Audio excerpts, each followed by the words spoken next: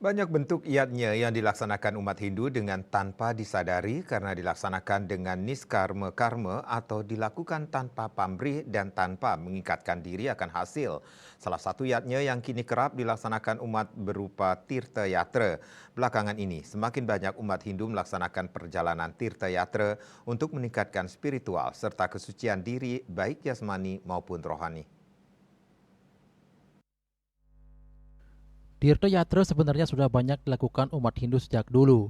Sejalan dengan kemajuan serta meningkatnya kesejahteraan masyarakat, maka tempat suci yang dikunjunginya semakin meluas, serta umat mulai menyadari bahwa Tirta Yatra sebagai satu cara melakukan yatnya atau korban suci yang paling mudah, karena dapat dilaksanakan oleh setiap umat Hindu, termasuk orang miskin sekalipun.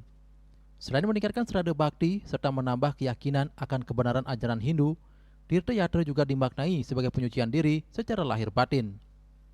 Dalam pelaksanaan Tirta Yatra, umat diharapkan mengedepankan ajaran Trihita yakni parahyangan, palemahan, dan pawongan. Tirta Yatra bukan saja dititik beratkan pada pelaksanaan persembahyangan, namun juga harus menghormati sesama umat serta memperhatikan kebersihan lingkungan. Tidak lain adalah untuk menyucikan diri, membersihkan pikiran. Di samping itu juga maknanya adalah penebusan dosa.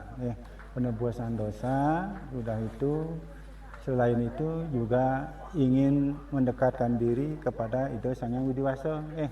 Karena konsep daripada Tirta Yatra, konsep daripada napi tangkil ke pura-pura adalah napi mempersatukan Atma Widya dengan Brahma Widya.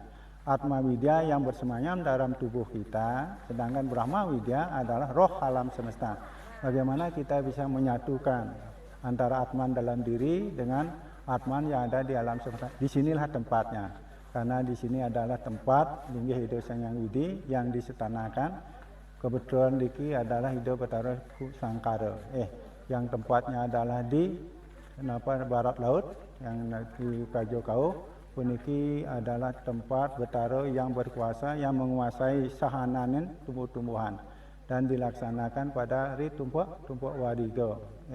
Tumpuk wariga, tumpuk pengarah, tumpuk pengatak, tumpuk bubuh.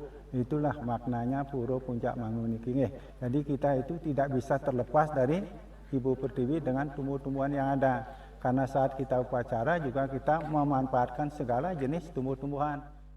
Melaksanakan Tirta Yatra bukan hanya sekedar melaksanakan persembahyangan semata, namun untuk menambahkan keyakinan akan kebenaran ajaran Hindu dan meningkatkan rasa bakti, mengagumi kemahakuasaan serta kebesaran Tuhan, kemampuan dan dimanapun umat memuja atau menyembah, tetap ditujukan kepada Ida Sang Hyang Widi Wasa dengan segala manifestasinya. Sukma Bali TV.